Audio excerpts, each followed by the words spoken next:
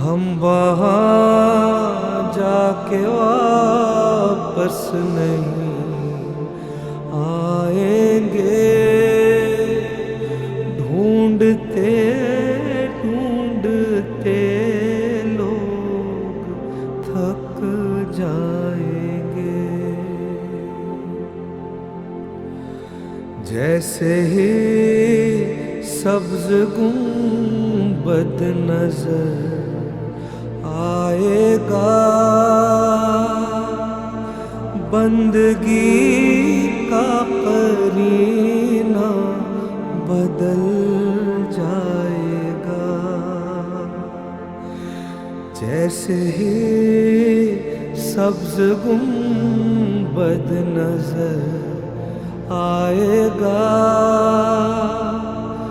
بندگی کا قرینہ بدل جائے گا۔ الحمدللہ رب العالمین، والعاقبۃ للمتقین، والصلاة والسلام علی من کان نبیا وآدم بین الماء والطین، وعلی آلہ واصحابہ اجمعین۔ اما بعد، فاعوذ باللہ من الشیطان الرجیم، بسم اللہ الرحمن الرحیم۔ وَإِذْ قُلْتُمْ يَا مُوسَىٰ لَن نُّؤْمِنَ لَكَ حَتَّىٰ نَرَى اللَّهَ جَهْرَةً ثُمَّ بَعَثْنَاكُمْ بَعْدَ مَوْتِكُمْ لَعَلَّكُمْ تَشْكُرُونَ۔ صدق اللہ العظیم وصدق رسولہ النبی الکریم، ونحن علی ذلک لمن الشاہدین والشاکرین، والحمد للہ رب العالمین۔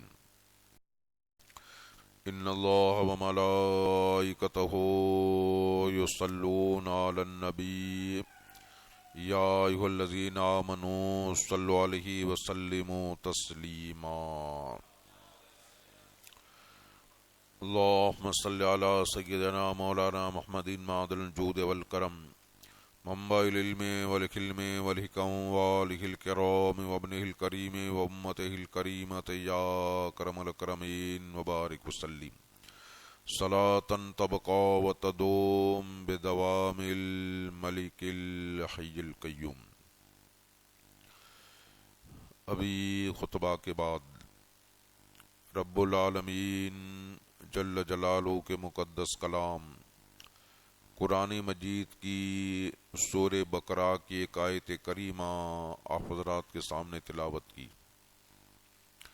اس آیت مقدسہ میں اللہ تبارک و تعالی ارشاد فرماتا ہے، اذ قلتم یا موسیٰ لن نؤمن لک حتی نری اللہ جہرۃ، یعنی یہ بنی اسرائیل اس بات کو یاد کرو جب کہ تم نے کہا کہ موسیٰ ہم اس وقت تک تمہارا یقین ہرگز نہیں کریں گے جب تک کہ ہم اللہ تبارک و تعالیٰ کو کھلم کھلا نہ دیکھ لیں۔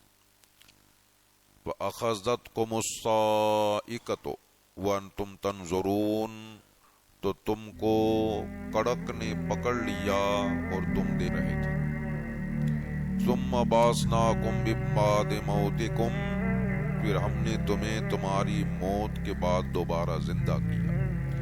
لعلکم تشکرون، تاکہ تم ہماری شکر گزاری کرو، ہمارا احسان مانو۔ یہ آیت کریمہ کا ترجمہ اس کا باسنتر ہو گیا۔ اس آیت کریمہ کی تفسیر میں علماء تفاسیر بیان فرماتے ہیں کہ اللہ کے مقدس پیغمبر حضرت موسیٰ علیہ السلام، آپ کے بارے میں آتا ہے کہ آپ کی قوم بنی اسرائیل تقریباً 400 سال تک فرعون کی غلامی کے اندر جکڑی رہی، اور وہ فرعون کے ظالمانہ پنجوں کے اندر ظلم و ستم برداشت کرتی رہی۔ حضرت موسیٰ علیہ السلام ایک انقلابی پیغمبر تھے، کرانتی کاری پیغمبر۔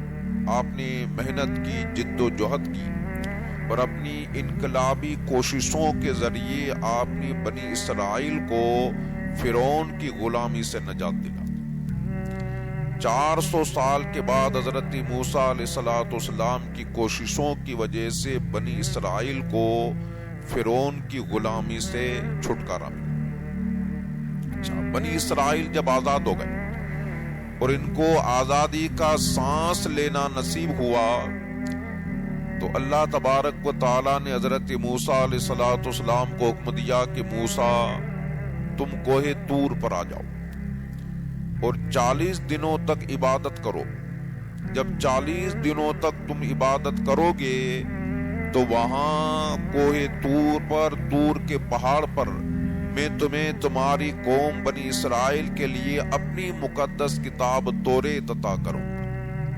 اس توریت پر عمل کر کے تمہاری قوم جو ہے دونوں جہان میں سرخرو ہو جائے گی، دونوں جہان میں کامیاب ہو جائے گی، اور ہر اعتبار سے دونوں جہان میں کامیابی اور کامرانی حاصل کرے گی۔ جب اللہ تبارک و تعالیٰ کی جانب سے حکم آیا تو حضرت موسیٰ علیہ السلام نے اپنی قوم بنی اسرائیل میں اپنے بھائی حضرت ہارون علیہ السلام کو اپنا نائب، اپنا خلیفہ مقرر کیا، اور آپ نے فرمایا ہارون میں کوہ طور پر اللہ کی مقدس کتاب توریت کو لینے کے لیے جا رہا ہوں، تب تک تم ہماری قوم بنی اسرائیل کا خیال رکھنا۔ حضرت موسیٰ علیہ السلام کوہ طور پر تشریف لے گئے، وہاں آپ نے 40 دنوں تک روزے رکھے، عبادت الہی کی۔ 40 دنوں کے بعد اللہ تبارک و تعالیٰ نے سبحان اللہ اپنی مقدس کتاب توریت سے آپ کو سرفراز فرمایا۔ اچھا، حضرت موسیٰ علیہ السلام کے وہاں کوہ طور پر تشریف لے جانے کے بعد یہاں پیچھے سے بنی اسرائیل کا حال یہ ہوا کہ بنی اسرائیل میں ایک فتنہ پرور آدمی تھا، فتین آدمی۔ کچھ لوگوں کی عادت ہوتی ہے کہ اچھا کام نہ کرنا مگر الٹا لوگوں کے اندر فتنے پھیلانا، لوگوں کو گمراہ کرنا، لوگوں کو راہ راست سے ہٹانا۔ تو بنی اسرائیل میں ایسا ایک فتنہ پرور آدمی تھا، فتین آدمی، جس کا نام تھا سامری، یہ سنار تھا۔ اس نے جب دیکھا کہ حضرت موسیٰ علیہ السلام جو ہے کوہ طور پر تشریف لے گئے تو سوچا کہ اب جو ہے بنی اسرائیل کو گمراہ کرنے کا اچھا موقع۔ چنانچہ اس نے یہ کیا کہ بنی اسرائیل سے ان کے سونے چاندی کے جو زیورات تھے وہ ادھار لیے۔ ادھار لینے کے بعد اس نے کیا کیا، سونے چاندی کے زیورات کو پگھلایا، سنار تو تھا ہی، اور اس نے اس سونے چاندی کا ایک بچڑا بنایا، بچڑا، اور اس کو کہیں سے اللہ کے نوری فرشتے حضرت جبرائیل امین کا جو گھوڑا تھا، گھوڑے کے قدموں کی نیچے کی خاک کہیں سے اس کو مل گئی تھی۔ اس نے کیا کیا کہ وہ سونے کا جو بچڑا جو تیار کیا پگھال کر، سنار تھا، اس کو ڈھالا، تو جب وہ بچڑا جو بنا رہا تھا اس نے منہ کے اندر وہ حضرت جبرائیل کے گھوڑوں کے قدموں کی جو مٹی تھی اس کو ڈال دی۔ خدا کی شان دیکھیے کہ بچڑا تو بے جان تھا مگر وہ مٹی کی تاثیر کی وجہ سے بولنے لگا، تھا وہی سونے کا مگر اس کے اندر سی آواز پیدا ہونے لگی۔ بس اس کو گمراہ کرنے کا موقع ملا۔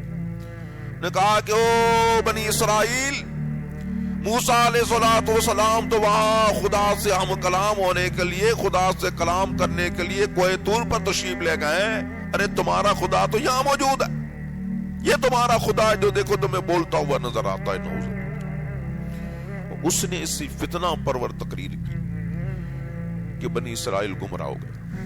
حضرت ہارون علیہ السلام لاکھ سمجھاتے رہے کہ بھئی خدا وحدہ لا شریک کی ذات، یہ بے جان مردہ، یہ بچڑا، یہ کہاں سے خدا ہو سکتا ہے؟ مگر وہ فتنہ پرور آدمی کی تقریر کی وجہ سے بنی اسرائیل گمراہ ہو گئے، 12,000 آدمیوں کو چھوڑ کر جو کہ حضرت ہارون علیہ السلام کے ساتھ رہے۔ باقی جتنے بنی اسرائیل تھے نعوذ باللہ گمراہ ہو گئے، اور انہوں نے بچڑا پرستی یعنی بچڑی کی نعوذ باللہ پوجا شروع کر دی۔ معاذ اللہ کافر اور مشرک ہوگا.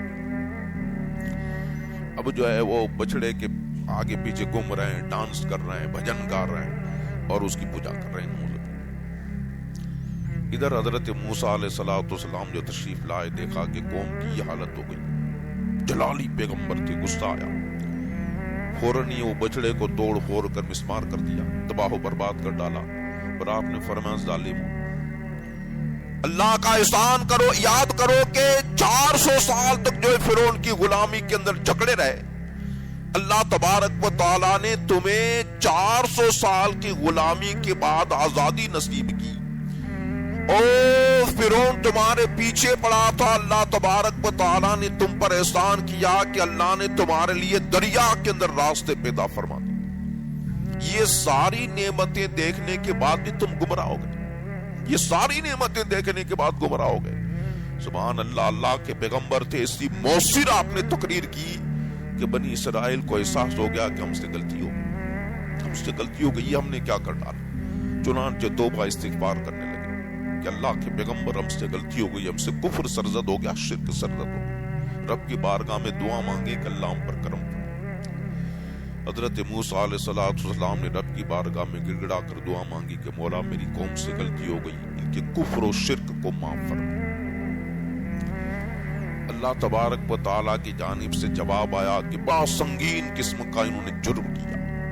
کفر سے بڑھ کر کون سا گناہ ہوگا؟ اس سے بڑا کوئی گناہ ہی نہیں کہ اللہ سے آدمی باغی ہو جائے، اللہ سے بغاوت کرے، خدا کو چھوڑ کر اوروں کی پرستش کرے، اوروں کی پوجا کرے، اوروں کی عبادت کرے. اللہ تبارک و تعالیٰ کی جانب سے جواب آیا کہ ان کا گناہ تب معاف ہوگا کہ جنہوں نے بچڑے کی پوجا نہیں کی ہے وہ لوگ بچڑے کی پوجا کرنے والوں کو قتل کریں، اور یہ لوگ اپنے آپ کو قتل کے لیے پیش کر دیں. جب اپنے آپ کو قتل کے لیے پیش کریں گے تو گناہ معاف ہوگا. بنی اسرائیل حضرت موسیٰ علیہ السلام کے صحبت یافتہ، انہوں نے سوچا کہ دنیا تو 4 دن کی چاندنی ہے، مگر مین چیز تو آخرت کی زندگی ہے. انہوں نے قبول کر لیا کہ ہمیں یہ بھی منظور ہے تاکہ ہمارا گناہ معاف ہو جائے.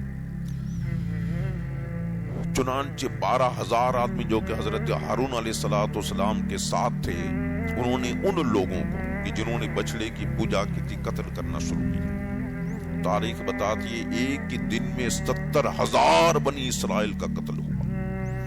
70,000 بنی اسرائیل موت کے گھاٹ اتر گئے. اللہ اکبر. پیغمبر اپنی قوم پر بڑا مہربان ہوتا ہے. حضرت موسیٰ علیہ السلام، حضرت ہارون علیہ السلام دونوں سجدے کے اندر گر پڑے، رب کی بارگاہ میں گڑ گڑا کر دعا مانگی، مولا ہماری قوم یوں تباہ ہو جائے، ان کے گناہ کو معاف فرما. اللہ تبارک و تعالیٰ کی جانب سے جواب آیا کہ جتنے لوگ قتل ہوئے ہیں سب کو میں نے مرتبہ شہادت سے سرفراز کیا، اور قتل کرنے والے قتل ہونے والے دونوں جنتی ہیں، دونوں جنتی. بقیہ لوگوں کی توبہ یوں ہی قبول ہو گئی. اچھا یہ معاملہ ہو گیا. اب اللہ تبارک و تعالیٰ کی جانب سے حکم آیا کہ موسیٰ ان لوگوں نے جو بچڑے کی پوجا کر لی ہے تو اپنی قوم میں سے 70 آدمیوں کو لو، وہاں کوہ طور پر لے کر آؤ، یہ اپنی پوری قوم کی طرف سے رب کی بارگاہ میں معذرت طلب کریں، رب کی بارگاہ میں معافی مانگیں. حضرت موسیٰ علیہ السلام نے 70 آدمیوں کو 70 آدمیوں کو بنی اسرائیل میں سے چنا، ان سب کو کوہ طور پر لے گئے. تاکید کی کہ دیکھو اللہ تبارک و تعالیٰ کا مقدس کلام سنو گے، رب کی بارگاہ میں معذرت پیش کرو. انہوں نے پوری قوم کی طرف سے معذرت طلب کی کہ مولا ہماری قوم سے غلطی ہو گئی، بچڑے کی پوجا ہونا. اب بنی اسرائیل کے وہ 70 آدمی طور پہاڑ پر، طور سینا پہاڑ پر موجود ہیں. اللہ کے مقدس کلیم حضرت موسیٰ علیہ السلام بھی موجود ہیں. اچانک یہ بنی اسرائیل کے 70 آدمی سبحان اللہ حضرت موسیٰ کے صدقے میں انہوں نے اللہ تبارک و تعالیٰ کے کلام لازوال کو سنا، اللہ کے کلام کو سنا. آواز آئی، بنی اسرائیل میں تمہارا خدا ہوں، میرے سوا تمہارا کوئی معبود نہیں ہے، میرے سوا کسی اور کی عبادت نہ کرنا، کسی کی پوجا نہ کرنا. اتنی بڑی نعمت ملی کہ اللہ کا کلام لازوال سننے کا موقع، مگر بنی اسرائیل بڑی شرارت پسند قوم تھی، شر ان کی فطرت کے اندر تھا۔ اب یہ اتنا بڑا موقع ملا، مگر یہ 70 آدمی جو آئے تھے اب کیا کہنے لگے، بال سننے کا موقع ملا مگر کہنے لگے موسیٰ ہم ہرگز تمہاری بات نہیں مانیں گے، ہرگز تمہارا یقین نہیں کریں گے، ہم نے کلام تو سنا، اب اس وقت تک تمہاری بات نہیں مانیں گے جب تک ہم کھلم کھلا اپنی آنکھوں سے اللہ کو نہ دیکھ لیں۔ نعوذ باللہ، ہم نے کلام تو سنا، اب ہم اللہ کا دیدار بھی کرنا چاہتے ہیں۔ اللہ قرآن مجید میں بیان فرماتا اذ قلتم یا موسیٰ لن نؤمن لک حتی نری اللہ جہرۃ، جب اس بات کو یاد کرو بنی اسرائیل جبکہ تم نے کہا کہ موسیٰ ہم تمہارا یقین ہی نہیں کریں گے، حتی نری اللہ جہرۃ، جب تک کھلم کھلا اللہ کو نہ دیکھیں۔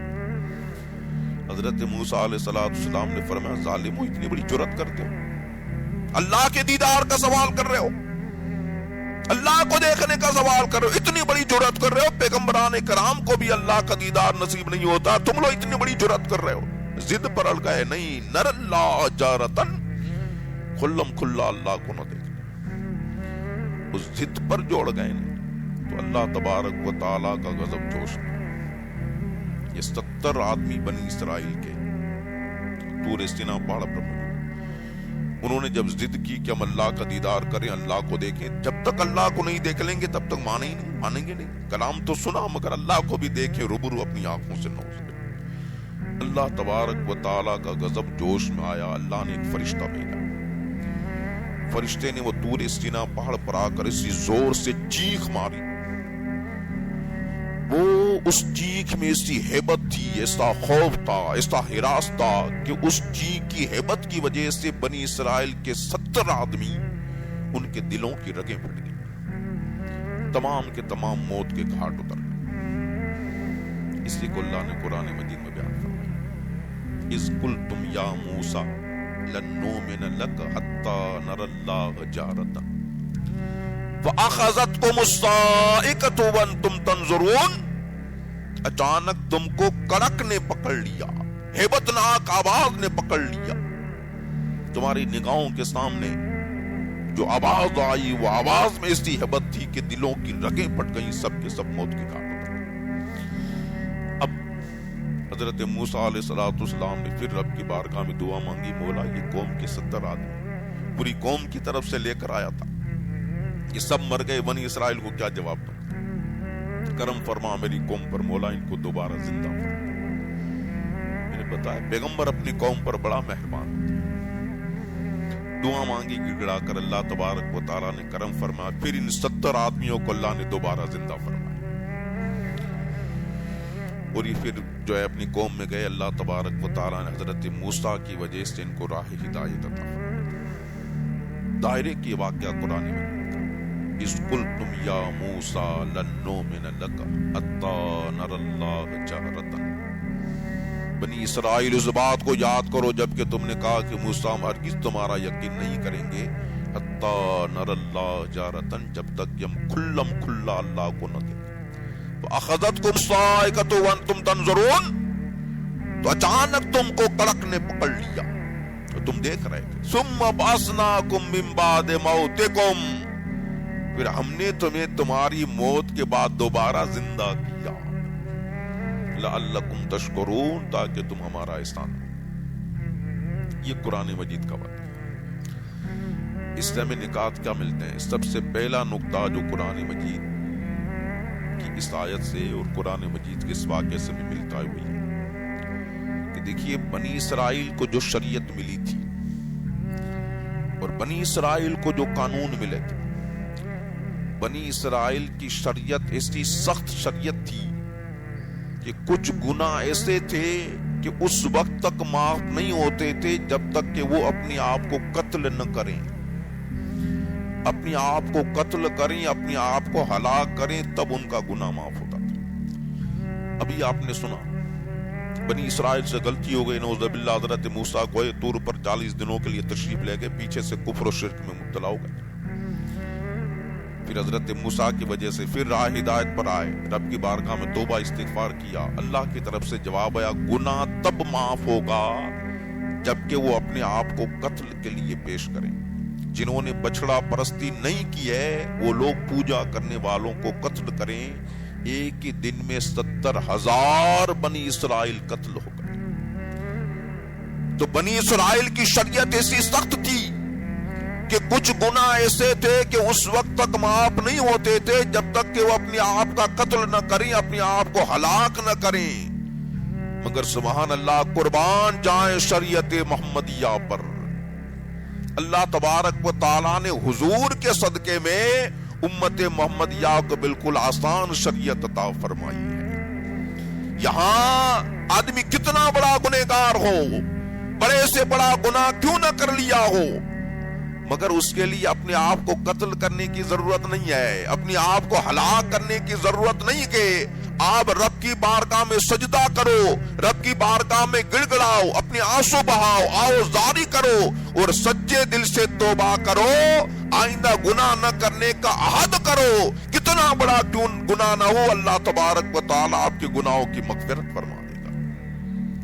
سرکار فرماتے ان الدین یسر، دین آسان۔ قرآن مجید میں اللہ تبارک و تعالیٰ بیان فرماتا یرید اللہ بکم اليسر ولا یرید بکم اللہ العسر، اللہ تم سے آسانی چاہتا ہے، تم سے تنگی اور سختی نہیں چاہتا۔ کتنی آسان شریعت ہمیں ملی۔ عیسائیوں کا کیا حال ہے؟ عیسائیوں کے یہاں گناہ تب معاف ہوتے ہیں کہ ان سے گناہ سرزد ہو جائے، گناہ کی معافی مانگنی ہو تو پہلے ان کو چرچ کے اندر جا کر پادری کے سامنے سارا سب کچھ بیان کرنا پڑتا ہے۔ میں نے فلاں گناہ کیا، میں نے فلاں گناہ کیا، میں نے فلاں گناہ کیا۔ اس کے بعد پادری ان کی طرف سے رب کی بارگاہ میں معافی مانگتا ہے، بعد میں وہ نجات کا پروانہ دیتا ہے کہ اب تمہارا گناہ معاف ہو گیا۔ یہ پرانے زمانے سے چل رہا۔ اس سے ہوتا کیا تھا کہ وہ گنہگار اپنا گناہ، اپنا ساری سیکرٹ باتیں، اپنی راز کی باتیں اس کو بتاتا ہے۔ تو اب کیا وہ پادری لوگ بلیک میل کرتے، بادشاہ اپنا گناہ معاف کرنا ہوتا تو پادری کے پاس جاتا، شہزادے شہزادیاں گناہ معاف کرنا ہوتا تو پادری کے پاس جاتے، وہ سارا سب کچھ بیان کرتے۔ وہ ساری سیکرٹ باتیں پادری نے سن لی۔ اب وہ کہتا کہ بھائی اگر تو نے مجھے پیسہ نہیں دیا تو سارا راز کھول دوں گا۔ بادشاہ ڈرتے، شہزادے ڈرتے، شہزادیاں ڈرتی کہ جو گناہ ہوا ہے ابھی پادری کھول دے۔ اس طرح بلیک میلنگ ہوتا ہے۔ مگر سبحان اللہ، قربان جائیں شریعت محمدیہ پر، قربان جائیں آقا کے قانون پر، آقا کی شریعت پر۔ آپ کا گناہ معاف کرنا ہو کہیں آپ کو جانے کی ضرورت نہیں ہے، کسی کو وچیٹیا بنانے کی ضرورت نہیں ہے، کسی کے سامنے اپنی سیکریٹ باتیں بیان کرنے کی ضرورت نہیں ہے۔ آپ مسجد میں آئیں، اپنے گھر کے کونے میں جائیں، رب کی بارگاہ میں گڑ گڑا کر دعا مانگیں، اللہ تبارک و تعالیٰ آپ کے سارے گناہوں کو معاف فرمائے گا۔ یہ شریعت محمدیہ ہے۔ کتنی آسان چیزیں اللہ تبارک و تعالیٰ نے ہمیں عطا فرمائی، کتنی آسان عطا فرمائی۔ نہیں آپ دنگ رہ جائیں گے۔ دیکھیے حضور کی امت ذلیل و خوار نہ ہو۔ بنی اسرائیل میں کیا ہوتا تھا کہ رات کے سناٹے میں بنی اسرائیل کوئی گناہ کرتے، صبح میں دروازے پر لکھ دیا جاتا کہ اس نے فلاں گناہ کیا۔ ذلیل ہوتے، رسوا ہوتے۔ مگر آپ کتنا بھی بڑا گناہ کرو، کہیں آپ کے دروازے پر لکھا جاتا ہے۔ آدمی ظاہراً بنا پھرے، رات میں کیا کرتا ہے کس کو معلوم ہے۔ مجلس کے اندر تو اپنے آپ کو سنبھال کے رکھتا، مگر رات میں جو گناہ کرتا ہے کسی کو معلوم نہیں۔ مگر پھر بھی اس کو ذلیل نہیں کیا جاتا، اس کو خوار نہیں کیا جاتا۔ یہ شریعت محمدیہ کا صدقہ ہے امت پر۔ اچھا، آپ دنگ رہ جائیں گے۔ ہم جو بھی گناہ کرتے ہیں نیک اور بد اعمال، فرشتے اس کو لکھتے رہتے ہیں۔ زمین کے جس ٹکڑے پر گناہ کیا وہ ٹکڑا بھی جو ہے محفوظ کر لیتا ہے۔ ہمارے بدن کی اعضاء وہ بھی ساری چیزوں کو یاد رکھتے ہیں۔ قیامت کے دن یہ 3 گواہ ہمارے خلاف پیش کیے جائیں گے۔ ایک تو پورا رجسٹر سامنے پیش کیا جائے گا، فلاں دن فلاں کیا تھا، فلاں دن فلاں کیا تھا، فلاں دن فلاں۔ زمین کے جس ٹکڑے پر گناہ کیا وہ بھی گواہی دے گا۔ وَأَخْرَجَتِ الْأَرْضُ أَثْقَالَهَا، وقال الانسان ما لها یومئذ تحدث اخبارها، زمین کا ٹکڑا اپنی خبر بیان کرے، یہ ہمارے ہاتھ پیر گواہی دے، مگر سبحان اللہ بندہ اگر رب کی بارگاہ میں سچے دل سے توبہ کر لے، سچے دل سے، اور آئندہ گناہ نہ کرنے کا عہد کرے، تو رب کی رحیمی کریمی دیکھو کہ حدیث پاک میں آتا ہے کہ رجسٹر میں جو گناہ لکھے ہیں اللہ تبارک و تعالیٰ فرشتوں کے رجسٹروں میں سے بھی گناہ کو ڈیلیٹ کر دیتا ہے، زمین کے ٹکڑے سے بھی گناہ کو ڈیلیٹ کر دیتا ہے، اعضائے بدنی سے بھی گناہ کو ڈیلیٹ کر دیتا ہے، تاکہ قیامت کے دن کوئی گواہی دینے والا موجود ہی نہ رہے، امت محمدیہ ذلیل و خوار نہ ہو، امت محمدیہ ذلیل و خوار۔ کتنا رب رحیم و کریم ہے، یا ایھا الانسان ما غرک بربک الکریم، اے انسان تجھے تیرے کرم والے رب سے کس نے تجھے دھوکے میں ڈال دیا۔ آخری ایک حدیث سنا دو، کیسا رب رحیم و کریم ہے۔ حدیث پاک میں آتا کہ قیامت کے دن دو بندے ایسے ہوں گے کہ اپنے گناہوں کی پاداش کی بنا پر ان کو جہنم میں ڈال دیا گیا ہوگا، رب کی طرف سے مگر جہنم میں ڈالو، جہنم میں فرشتوں نے ڈال دیا، جہنم چل رہا ہے۔